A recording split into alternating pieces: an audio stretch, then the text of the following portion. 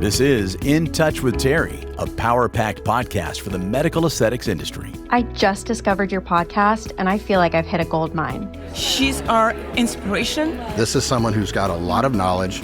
She's been there, done that.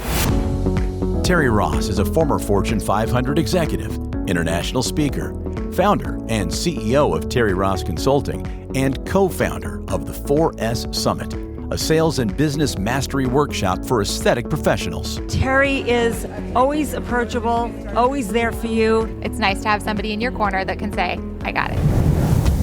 In Touch with Terri will bring you solutions to increase operational and employee efficiency and practice profitability. Plus, feature some of the top industry experts as guests. Terri, your courses and your podcast are just so helpful. She made me feel like I could do this. 3, 2, 1. Here we go. Now, here's Terri. Hey, tribe, what's going on? Welcome back to another episode of In Touch with Terri. I just came back from Boston at the Aesthetic Meet. 5 days, 5 lectures, balls to the wall, heavy plastic surgery meeting, and have just been traveling the world this year doing what I love at most of these society meetings, both surgical and non-surgical. And as you know, the hype is just, it's getting crazy. The competition, the commoditization, the introduction of wellness and aesthetics and everything coming together. So I wanted to take a little spin. I am equally trying to and have been getting a lot of contacts or people interested from the international market. So I have no two better people from Australia with probably literally the biggest global podcast in aesthetics called Inside Aesthetics. I have Dr. Jake Sloane and David Segal with me today. Hey guys, how are you? Good morning. Hey, Terri, how are you? What a welcome. Thank you.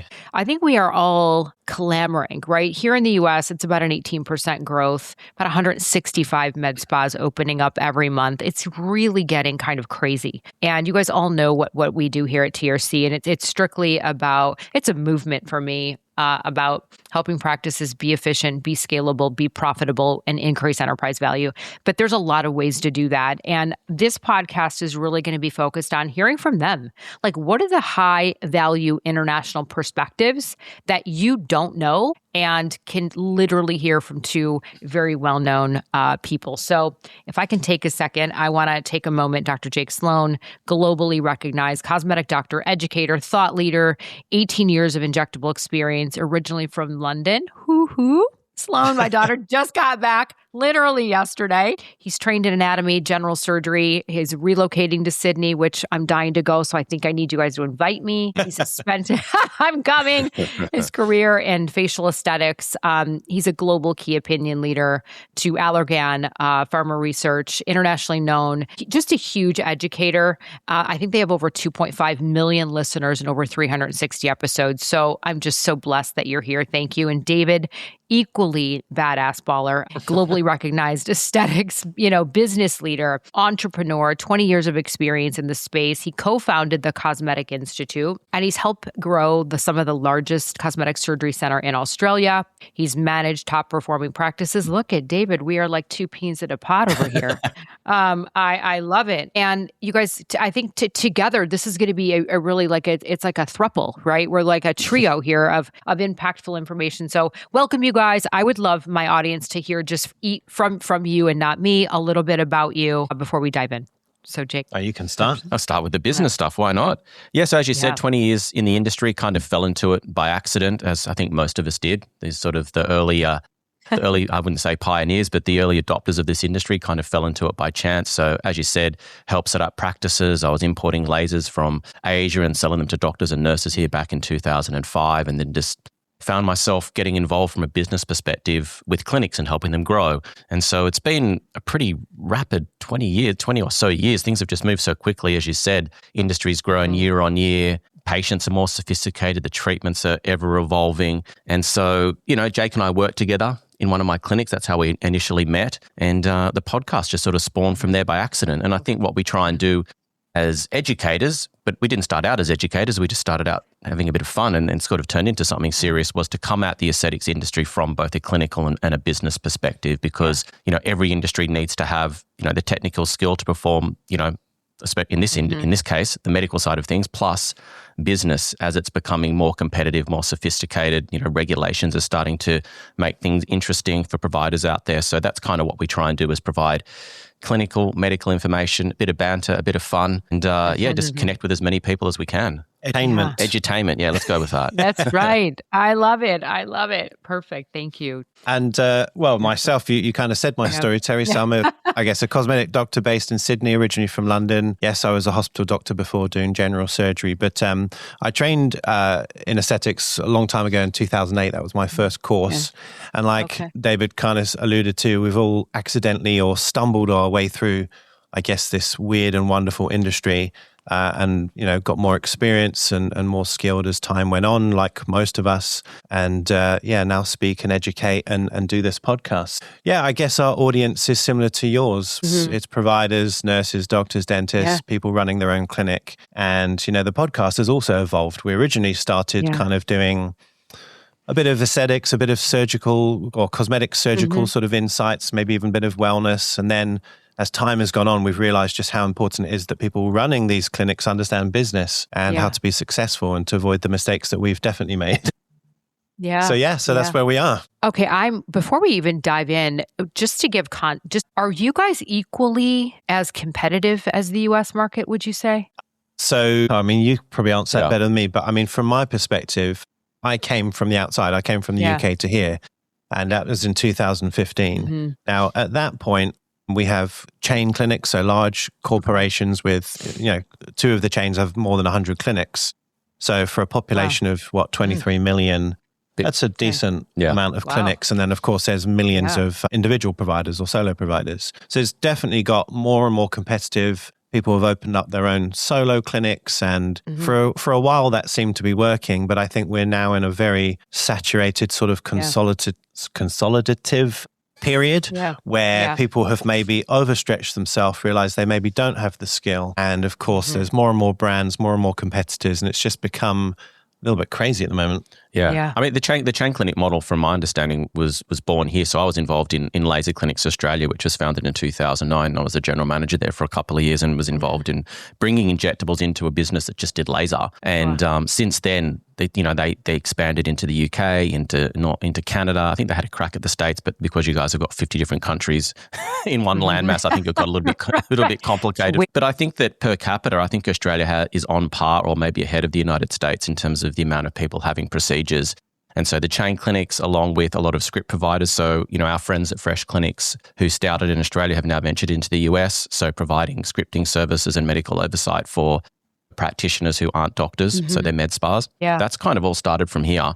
And as Jake said, I think the industry is pretty global now and it is competitive. And this is where we're kind of at this crossroads where it's not enough just to be a good clinician anymore. That's kind of the bare minimum that you need. But if you don't have business skills and you can't compete and you're not prepared for the 2 to 3 year, 4 year slog to actually build up your client base and have the financial literacy behind you and business skills, that's where we're finding people are kind of waking up going, I wasn't prepared for this. I thought it was going to be easy. That's kind of my perspective of where we're at the moment. Yeah. Did you guys just hear what David said? It's like I didn't need to coach him to say that, but to hear from someone from another international market to say pretty much what I preach and teach, this really isn't something to be ignored.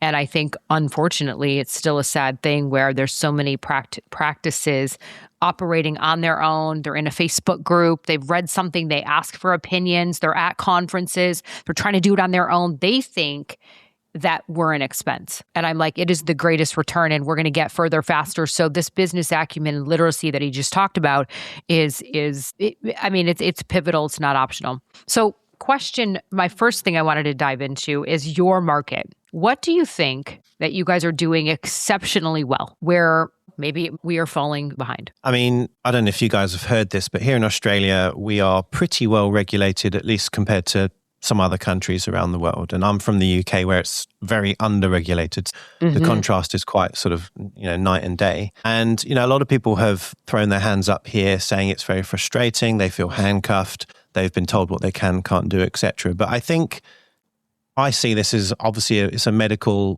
service that we're offering our patients. I call them patients. They're not clients. They're not customers.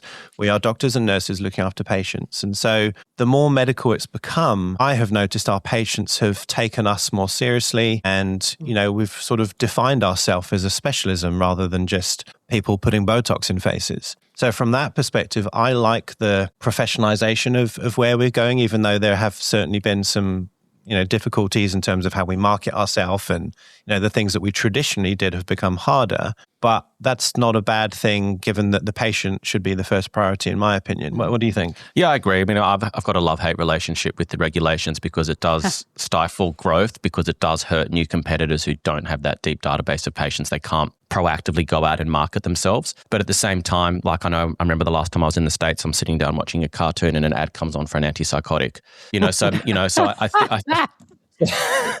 So I think that that's probably too much the other way. I think that patients do need to have a bit of a filter. I think that we do need to take this as a serious medical profession. So I think in some ways the regulation's great, but in other ways I think it is making it difficult for people to get their voice out there, get traction with their business. But this industry is so young, Terri. I mean, we're 25, 30 years old. We're babies. I think we're still figuring it out. And I think that every industry, if you look at, I was just giving a talk on this over the last week, doing a bit of traveling around and talking about, we need to look outside of our industry to work out what's best practice. Like, who are the leading brands in fashion, food, retail? They know their patients. They know who they're talking to. They know what kind of tone of voice they're using, what imagery, what kind of journey they're going to take them on. And we've kind of just been able to get away with just slapping our name on the door and just people just coming in without having any plan at all. And I think that every industry gets to a point where it reaches this point of maturation where it starts to become more sophisticated. And then, you're probably having these conversations as well. You find out who's real very quickly. You work out who's actually got the skills, who's got the grit to get through, because it's kind of like a process of like a commercial natural selection, I call it at the moment. Yeah. It's interesting that you say that about the regulations. And I think you guys probably are much stricter. I don't know if you guys knew this, but I have been sitting on a task force for 2 years called Quad A, and they're in New York. It's owned by an attorney, because, it's the wild, wild west out here. Everybody can just, you just slap a name on the thing, and we're buying Botox on Alibaba on the internet and injecting it ourselves in the car, and shit like that's happening. It is. What could go wrong, Terri? I know. I don't know. Right? Do you want to have mitosis in both eyes? I mean, that's terrible.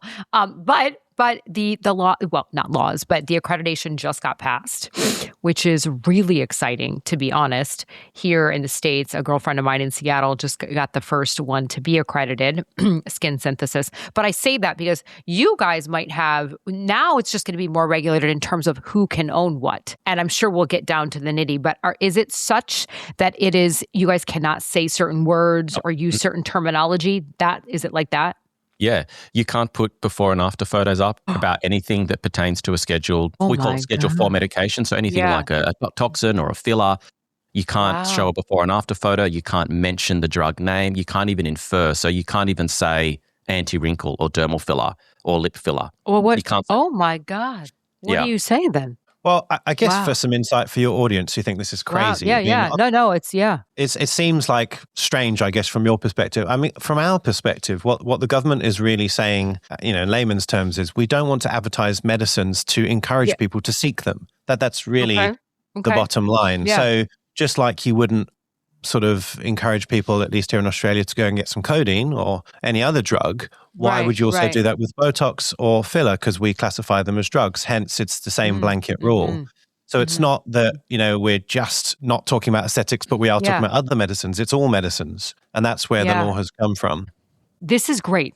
I know we talked prior to about what would this audience like to hear. And I think this is a phenomenal conversation, because people can bitch and moan about what we can and can't do here.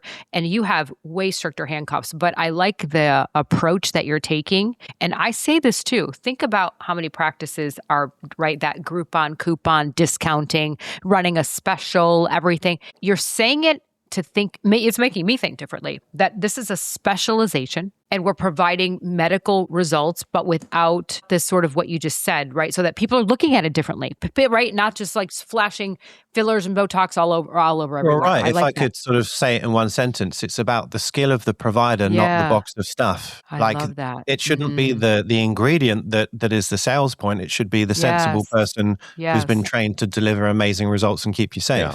So that's kind of what we have been encouraged by our government to focus on. What are your credentials? Where did you train? What can you deliver in a safe and nice environment that's going to keep your patient safe? Those are things that we can talk about and should talk about. Yeah. And I think we kind of need to maybe redefine what it is that we're doing, because I think this has almost been seen as an extension of like beauty. Yes. You know, like getting your nails done or getting a pedicure, getting a spray tan. Yes. And I think that's kind of where we started to go, because, you know, I was involved in the chain clinics, and before that, this was never a problem. These clinics were tucked away in small, expensive back streets and expensive suburbs. No one really knew what was going on. It was sort of very hush-hush. And then we all of a sudden said, let's put them in a fishbowl type of clinic in a shopping center and advertise, you know, Botox and cheeks for, you know, packages, and started to commoditize the products. And then I think what's happened is, as that's grown, the people that are making the most money and growing the best practices aren't always the best clinicians. They've become the best marketers. And I think that's kind of what they're trying to stop, is it really should be the people that are delivering the best products, the best experience and best results and safest results for their patients, not the person that's got the biggest budget to do an Instagram campaign. Amen. I agree. Okay, so then let's piggyback on that. If all things being equal, because I love what you're saying, and I agree 1,000,000%.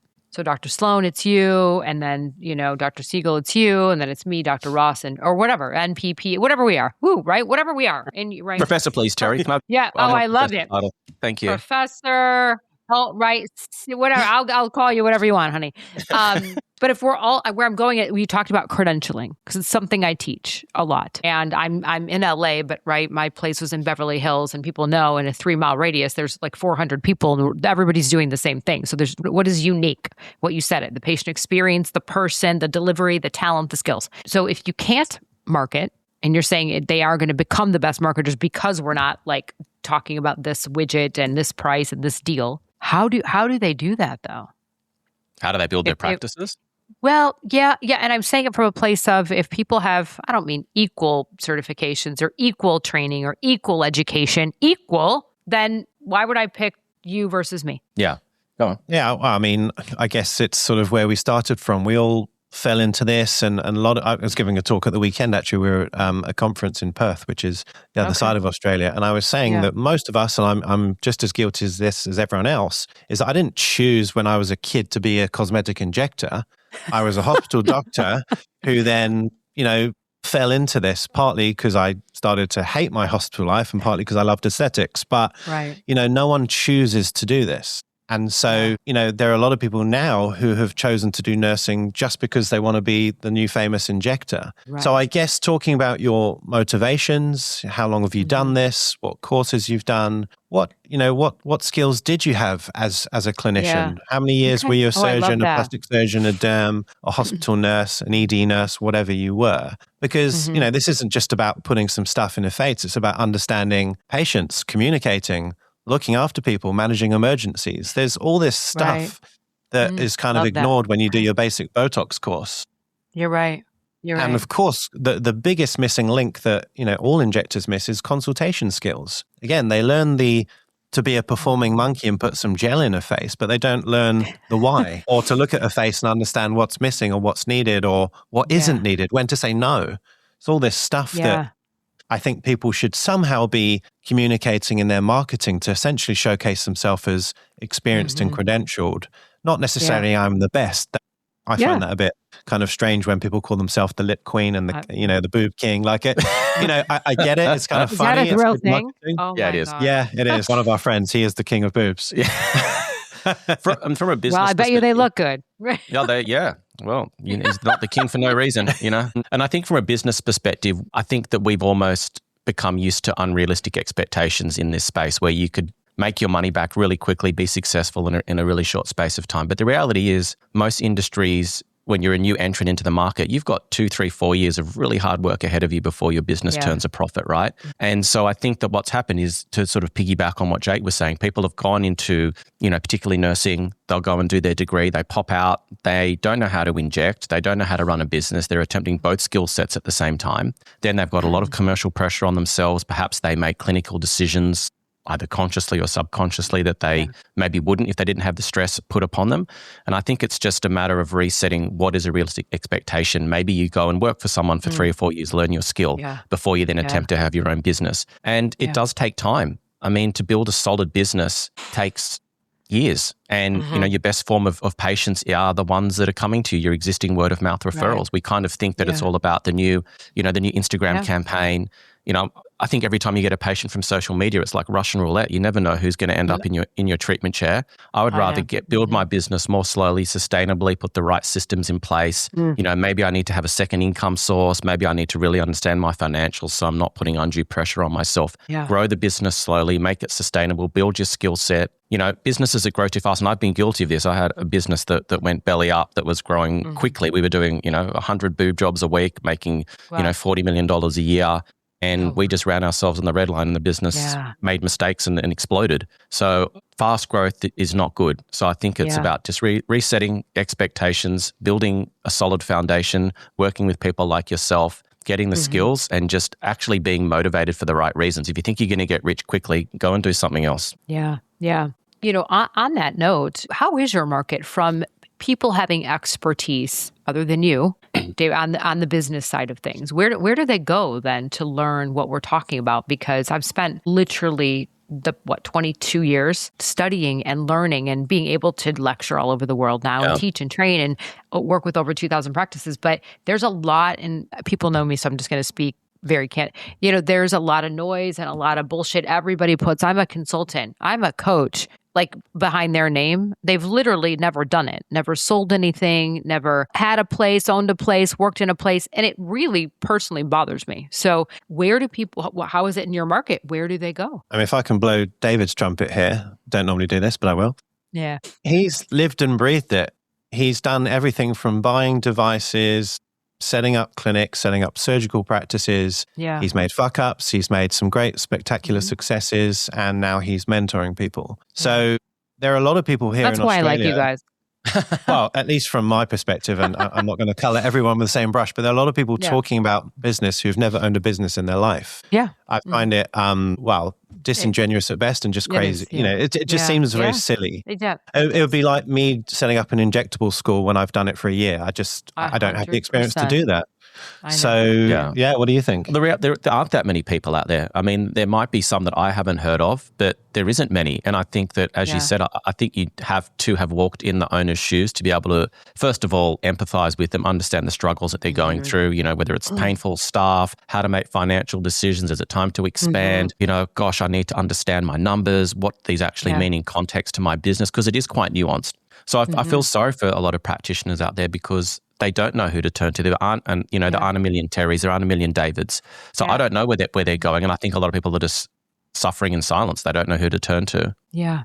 It's refreshing to know that there are other people across the world, countries, right, experiencing the same thing here, equally with the same passion and desire, both on the clinical side, Jake, right, and David on your side. So let's get into trends. What are you guys seeing out there? I'll be the first to say I don't follow trends. I think I think the trend that we should follow is classic beauty and looking normal. That's a trend that is not going to go away because it looks good, right? But if you kind of want to know what's new and what's kind of happening, we've had injectable polynucleotides for several years here now in Australia, whereas you guys still don't have that as far as I know. So that's kind of, I guess an extension of regenerative medicine or biostimulators. Yeah. As you would have experienced, we've had this fall in hyaluronic acid filler use for the last 18 to 24 months. I personally think that's recovering to some extent. I don't think we're at the trough now. It's sort of slowly recovering as people realize, well, it's still a useful tool. I just have other tools to use. And of course, you guys have been using Sculptra forever like we have, but we now have other biostimulators that maybe you guys don't have in the States. So we've got several from Korea. Okay. Yeah. We've got a new hybrid one from Allergan, which might be launching in America soon, called Harmonica. We've just got more tools, more paintbrushes to play with. Yeah. So, I think injectors and certainly patients are more confused now. That's the trend, is confusion. Yes. Because, I do a lot of training and teaching. I was just teaching the other day on Harmonica and trying to explain to injectors why you would pick this tool. Not just because it makes collagen. They all make collagen, but why this one? And why is a hybrid one more important than the other one? So it's getting more complicated to explain to injectors, let alone patients. And of course, because we can't market to our patients about any of this stuff, it's even more confusing. Because they come in looking at American stuff or on TikTok from, Russia or wherever they've been looking. Yeah. So the art of the consultation and explaining all of this stuff to our patients in a clinical setting is super important. Whereas I'm guessing from your American audience, you've just heard it on Instagram. That's the point of contact. It is, and you guys probably have seen, we've spoken in the past. My training manual, I mean, it's like this thick. I've spent, I think me and my team, we did 23 physical training on sites. So Jake, I love that you keep hitting home about the art of the consultation, because people are like, I don't want to be salesy. I don't want to be pushy. And that's not what they came in for. And I'm just going to give them the one thing that they called about. And I'm like, but this is why your business is suffering because we're not doing that treatment plan. We're not keeping them to increase lifetime value and retention. But the weight loss, did that become a big hype for you guys? Like it is in peptides and hormones and oh my God. Yeah. I mean, peptides is an interesting one. We're doing a podcast on it in a few weeks with a sports doctor here that spent a lot of time with peptides. But I think it's just the general move towards wellness, integrative health. The GLP-1s have obviously become massive, no pun intended. And then hormone replacement as well, so particularly like HRT, for men and for women. So I think we're seeing the convergence of wellness, weight loss, hormones, aesthetics. It's sort of all melding into one, plus what Jake said with, polynucleotides. And we've got exosomes as well, which is another one which confuses a lot of people. So I think there's just been an onslaught of new products, new devices, new technologies, increased competition, regulation. Like it's just a storm of lots of stuff happening at the same time. And I think that's why people are struggling. There's too much stimulus, there's too much change happening in a really short space of time. That's kind of my perspective on it. It's moving quickly. Yeah. If I could touch on the peptide thing, because it's something that I guess most clinics aren't offering yet, but it's certainly something that our patients are talking about. Okay. And I don't know what it's like in the States, but a lot of people here are, let's put it, getting it through either compounded pharmacies or even grayer sources where the guy down the gym or whatever. I'm not going to sit here and say that's right or wrong. I'm just saying it's a patient-led trend. Patients are hyped up about it and they kind of want, the next big thing. They want to age better and that's all fine. I just don't think that we've got the knowledge and the infrastructure to sort of support it in a way that makes sense yet. I mean, do you agree with that? Yeah, totally. Yeah, it's promising. But as you said, you can get it from, the black market. There are some doctors that prescribe it. How do you sort of work out which compounding pharmacy to use? What's the sort of standardization? Like, I think there's a lot of unanswered questions there, but it's interesting. Yeah. I mean, with the GLP-1, I guess, phenomenon, I think still it's right to say America has ran away with it. You've got about 12% of your population on them or something like that. It is, I'm not kidding, people are unrecognizable. Let's put it that way. It's crazy. I mean, look. Yeah, look, there are a lot of my patients on it and, it's certainly becoming more popular. I mean, from just an aesthetic doctor's perspective, it's a new class of patient because, we've had weight loss patients before with surgery or bariatric surgery or, just dieting, but it's the quickness and I guess sustained weight loss that is creating a new archetype of patient because they see it in their face and obviously their body. Yeah. So if providers aren't cognizant of that and understand that and have that chat, again, coming back to the consultation, if you know that someone's going to start that journey, you want to be proactive as the injector to get ahead of that curve and before the skin gets loose or too empty to allow it to have that recall by working on the collagen and the volume. So again, it's like a new opportunity for injectors if they actually speak to their patients properly. In the right way. Absolutely. What about hair restoration? The people that are thriving, doing really well, do you have certain treatments? The U.S. market is only 6%. 6%. But over 71%, they said they would rather get it from a doctor, right? From the location. But yet we don't. And again, it's all stemming back to the consultation. But what is your market like in those other areas? Why do I get asked the hair loss question? Oh, David, it's not working. It's not working. No. I mean, it's there. I don't think we don't see it much in our aesthetic clinics. There are providers that are doing hair transplants with the new, the grafting technique. We don't have the big scar. There's a few of those big providers around. There are people that are dabbling with it, with things like, skin needling and insulin and, PRP, all that kind of stuff. So it's there. I don't think it's kind of really made its way into the aesthetics clinics by and large. I think it's more like seen as like a subspecialty or an adjunct. Correct. Yeah. And because it falls, traditionally under dermatology, it's sort of a skin and a hair and a nail sort of thing. It's, and of course, hair loss can be medical. It might be hormonal. It might be, a million things, thyroid disease. So I think traditionally people have not seen it as pure cosmetic because it's not, or not normally. Yeah. And so only now, clinics are starting to maybe offer hormone services and branching out into kind of more medical, I guess, territory that hair might become more prominent. But yeah, it's still quite niche at the moment, I would say. Skin, obviously, that's completely different story. So, David's clinics that he set up, 20 years ago, they were starting from skin. They were starting from skin. And my clinics always did, 15 to 20% of their total revenue came from retail skincare. So we did a great job on that. But I think it comes back to the consultation. I think that injectors, doctors, they're struggling to do a thorough consultation just with the basics. So the thought of like adding skincare into that, I think it's just, and plus they probably don't see it as a big ticket item. It's not sort of moving the needle in the same kind of way that a 3, 4, 5, 6 mil filler package and tox will do. But what's interesting, Terri, and I was saying this during my talks over the last week or so, I mean, I look, and you've probably done the same, I've looked at, I don't know, probably close to 1,000 different businesses' P&Ls over the years.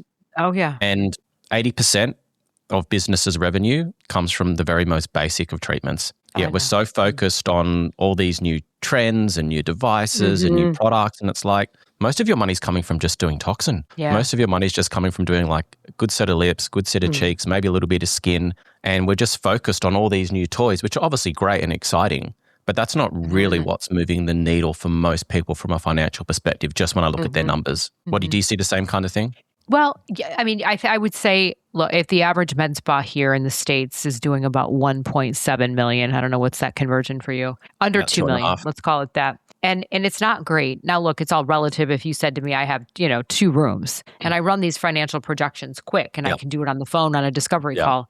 So I would say globally, the answer would be yes. However, what we try to teach them is, what that gross profit on these procedures should be, because they're not paying labor to do it yet. So I don't know about you, but here, people making all that money in neurotoxins, they're going to be broke. Even with the cost of goods for injectables, it's really high. So then they're going to pay. What sort of gross margin are you looking at? Over 60% for gross profit here, right? Okay. Yeah. Okay. I mean, to David's point, I've just thought of this as you were saying that. It might be a self-fulfilling prophecy. If people are doing 80% of their income on 2 or 3 things, maybe that's because it's the only thing they're doing and they're not doing full-face consultation and they're not doing anything else. I don't know. You could argue it either way. Potentially. I mean, I think it depends on, as Terri sort of alluded to, that the margin, pricing yourself appropriately, building value into what you do rather than just $1 per unit or per area. 100%. But as we've seen the decline in fillers, and I think, they've bounced back a little bit, but I don't think they're ever going to return to the volumes that they were. But I mean, really, it is a toxin. I'm just looking at it going, this is what people are coming back for every 2 to 3 months. Yeah. It's low risk, complications are low. It's relatively easy, in inverted commas, to perform compared to some of the more complex treatments that you do. And this is where it comes down to, Terri, is like, why is the margin so low? For me, 60 is too low. You should be up around 70. That's what I talk to my clients. You should be 70% plus. And so what is it that's stopping you from being able to charge that amount? Obviously, there's something, the value proposition's not there. And then we get into the concept of, price elasticity. Yeah. The better service, the better experience you give your patients, the more elasticity you have in your price, the more that you've got the ability to increase it, because people are paying for an experience and not paying for the wrinkle to be gone. And I think that's kind of where we've got the misstep, is that we just think we're providing a treatment when it's actually providing a service and a feeling and an experience. Yeah, I mean, look, we're totally in alignment. Of course, I'd like to see it 70%, if not higher. Yeah. I think that's what's happening, though. And I think we're all saying the same thing. People are unfortunately just calling to come back for the Botox, not getting the treatment plan. They're coming back for the GLP-1, losing a bunch of weight, not getting anything else, coming in for the one laser, shopping around, right? Zero loyalty. And then they wonder why there's no money. And I'm like, but even if I did come in every 3 months for my neurotoxin, I need other things for my filler, but they can't do it. So if we just took a beat, step back, and we all said it, financially, operationally, educated with the right business acumen, the right training, when are people going to just really realize that, and that there's so much potential they're leaving on the table, and that this transactional mindset isn't good enough? Because that's what you said. I have a theory on that, if you'll indulge me. I'd love to hear. Oh my God, please. Okay, so it's called. I did a piece on this on our new app, which we'll talk about a bit later. But it was called the adult ego. And so let me just give you a little bit of a story. So I played music for a long time when I was younger. I stopped because I realized I was going to be a very broke musician and gave it away to pursue business. Right? Can you sing, or can you sing us a song? Or you're playing it? No, if you can call that a music. So I'll say musician in inverted commas. Kind of loud. Maybe. Right? And I started again after I sold all my clinics like 4.5 years ago. And I sat down and I'm like, wow, this is really hard. This is really hard to learn this new skill. And then it got me thinking about, well, why did I not have these feelings when I was a kid? You know, I'm still relatively young. I've got good neuroplasticity. I look after myself. Why am I struggling with this so much more than I was a kid? And then I started thinking, there's this voice in my head that keeps telling me, you suck, you quit, you're too old to do this. And I think that as we grow, especially if we've been successful in other areas of our life. So, you know, for the people that are listening to this, it might be doctors, plastics, derms, you know, PAs, nurses. You know, you've gone and been successful in another area of your life, which is medicine, clinical treatment with your patients. To then be faced with, you need to learn an entire new skill set, which is business. I think our adult ego stops us from learning. It sort of wants to protect us from feeling silly, from feeling stupid, from admitting that we don't know. And I think that's where a lot of people are at, is they've got this little voice on their shoulder telling them that this is too hard. And then they kind of revert back to where they feel safe and where they feel competent, which is to clinical practice. And I think that's kind of part of the aversion or part of the challenge of people, you know, listening to people like yourself, listening to people like me, to face the fact that they suck at business, okay, admit it, and then being prepared to learn those skills and to shut that voice up and realize that this is where they need to kind of dive into. Does that make sense? Yeah, no, it does. And I love it because you're coming at it from a mindset shift. And I think maybe that's what we have to do, is really reevaluate. Jake, you said it earlier, no one wakes up and you're like, I want to do Botox today, right? But it is medicine. It is what people want. We are doing good work. We're making people look and feel better on the inside and out, and all the things. And I think you're right. We have an opportunity. We really do. We're educators to do that. All right. I want to dive into your app. Let's dive into your app. I don't even like to call it an app. It's a great platform. That's what I'm going to call it. Yeah, so it's called IA Community. It's kind of born from the podcast Inside Aesthetics, and I won't bore you with everything, but for years we were running a Patreon as part of our podcast. You Americans would know about Patreon. There's a few providers in America with big Patreon. I mean, look, it served us very well. It was a nice extension to stuff outside of the podcast where David could do more business education. I could teach people about injectables and a few other things. But the platform itself was a bit clunky. And we had a marketing issue where people just didn't know what Patreon is outside of America. Yeah. And so we were like, we joked. We said, we need our own app. We'll build our own app. And we got all really ambitious. And then we sort of left it. It was just too difficult, too expensive. You need to sell a kidney to pay for this. Oh, my God, right? Or your kids. And so we just kind of didn't. We just persisted with Patreon. And then, I don't know, 18 months ago or just over, we met a developer in California where you guys are from. He told me. And we just thought, you know what, this might actually work. This might be the thing that we were looking for. And so we did. We built it. We launched just a few weeks ago from the time of this recording. Congratulations. I saw it. It's pretty impressive. Yeah, it's cool. I think it's quite all encompassing. So when you first open the app as a member, you might think, well, what do I do with this thing? Where do I go? Yeah. At its core, it's connecting you with other people. So it's hence the name IA Community. Yes. So there's different subscription levels, but from a free perspective, you can listen to all of our podcasts. Plus, you can listen to new, never listened to podcasts called our exclusive episodes. So even if you pay for nothing, you get a whole bunch of new episodes of Inside Aesthetics you've never discovered before. So that's kind of cool. We've got a conference diary, which is essentially, it's like a repository of what's coming up around the world in terms of meetings, events. You can get all the information, you can book your tickets. And if you really want to, you can sort of connect with people also going to that event. So that's quite cool. And then we've also got an aesthetic news feed that we're building out just to share, what's happening around the world. So that's kind of the free stuff. Do you want to explain the subscriber stuff? Yeah, well, the subscriber stuff allows you to get access to the live chats. So we've got chats for business, we've got clinical chats, we've got region-specific chats. So this is where we allow people to sort of talk to each other, ask questions, share, screw-ups, successes, bit of banter. Because what we've realized is that we're kind of all isolated in our individual countries, and there's different things happening around the world. People have got varying levels of experience with new products and procedures, different surgical perspectives. And so this is where you get to connect and ask questions and build friends and community. There's forums where you can sort of post your work so you can showcase, what you've done, your case studies. And one of the things that we're really proud of is that everyone is a verified member in the community. So you can't just join up and sort of be this invisible, creepy lurker in the corner. You have to put your photo up. We need to see that you need to provide your medical registration. So everyone in there is a verified healthcare professional if you join that section of the app. So it's about building trust and community. And then we can do things like connect partners. So we've got various partner brands in there as well. They've got their own space where they can sort of showcase what they're doing, new products, devices, treatments, promotions. So it's really, up to the user. And then a clinical library as well, but that's part of the paid subscription where there's a bank of clinical libraries with AI attached to it so you can get summaries, critical analysis. So as kind of Jake said, it's an all-encompassing social networking tool with a lot of resources to help you clinically and from a business perspective as well. And hopefully you're going to be there soon, Terri, because you've got a lot of... I'm sick of being the only business guy. I need some more brains. I'm running out of ideas. I know. Move over. Yeah. It's like D&T. Let's do this, right? Yeah. I mean, jokes aside, your skill set, especially obviously for your US members, and we've got lots... Our biggest audience now for the podcast is in America. So there's a lot of people for you to tap into if you come and join us. So there's your carrot. I'm coming, not if, Jake. Let's, right? No, I mean, look, it's so true. Even when we talked about a friend of ours, Victor, in South Africa, and we have clients all over the world. Even coming off of, I was on a skincare.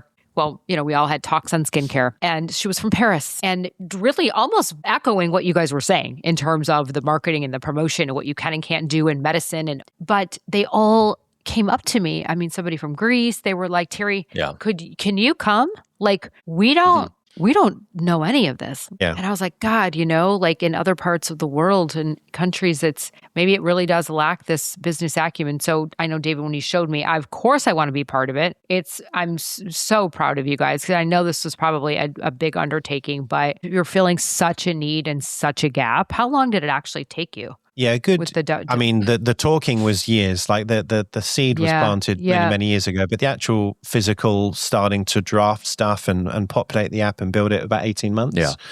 Oh, wow. So yeah, and it will evolve. I'm sure we'll work out new user cases where we go, oh my God, we didn't include this, and we'll add stuff. Yeah, well, we're going to be adding a dermal therapist here because of all those people out there that aren't doctors or nurses, but they're integral parts of med spas and clinics who do the skin treatments. Maybe they operate some of the devices. So we want to continue to grow it. But yeah, it's a big project. Yeah. And if you're a partner listening, come and join us on the app as well.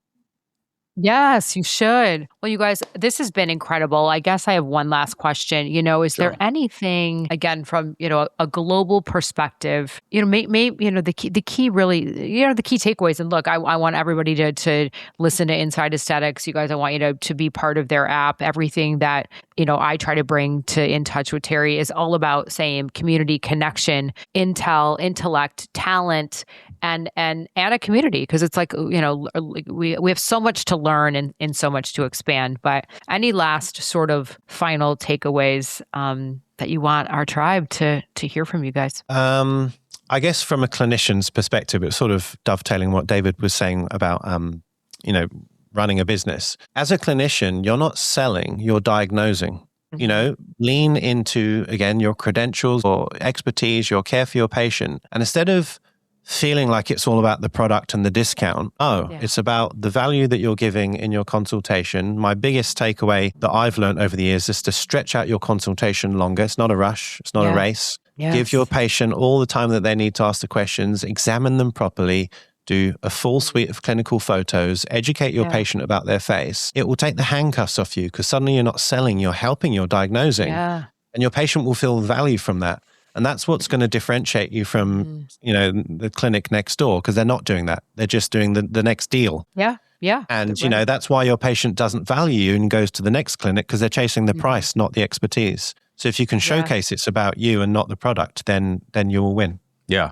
And I think for me, get comfortable with the uncomfortable. Like, admit that you don't know, seek out, a support network, a mentor, a business coach like you, Terri.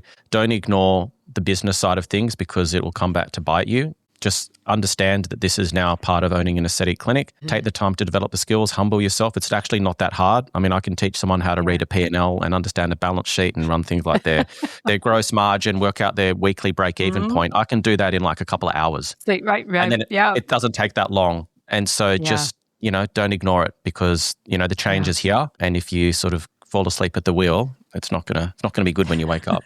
It's not a Carrie Underwood song, Jesus Take the Wheel. I'd like, right? Yeah. Well, and I swear to God, you guys, I did not pay Jake to just say that. But Jake, amen. I mean, amen to what you just said. Look, I feel like it's kind of what I'm known for, like a sales trainer, and I can't help but to embrace it because people are like, oh my God, I do it. And I am the provider and I have extended my consult. And I'm like, great, let me look at your books. Let me look at your KPIs. Let me look at your revenue per hour. Let me look at retention. Let me look at if the patient got a treatment plan. And a lot of the times they don't. So thank you for echoing something that we all three of us believe so much in. And it's been such an honor. I know it's been long overdue to have you guys on this podcast, and I'm very equally excited to be on yours. So Tribe, truly, this was all about high value international perspective with two of the best people that I could have. And I hope they shed some light on what's happening in Australia and, around the country. And now you equally have, other than my podcast, you have theirs. So if you don't follow them, please do. And you guys, it's been incredible. Thank you so much. How can people reach you, find you? This will all be in the show notes, guys. Yeah, we'll share obviously the podcast links in your show notes, as well as a free 30-day trial of our subscriber tier of the app. So you guys can try before you buy. And obviously we'll share our personal links if you want to connect with us individually as well. And find us on Instagram, just Inside Aesthetics Podcast, and everything's there. Yeah. Thank you for hosting us, Terri. Appreciate it. You are so welcome. Great to see you guys. All right. As always, Tribe, I love you all so much. Thank you for joining me, listening, following, sharing, sending, supporting, all the things. Couldn't do this without you. So stay tuned for another episode of In Touch with Terri. Ciao, guys. Thanks for listening to In Touch with Terri. If you'd like to take your practice further faster, Terri Ross has launched her business and sales mentorship for the first time, and it's available to everyone. No more spending thousands on conferences. Get Terri's expert knowledge for a fraction of the cost. Head over to patreon.com/Terri Ross Consulting and sign up now. We'll have the link in the episode notes to get you in on this groundbreaking offer. This is your chance to get ahead, so don't miss it.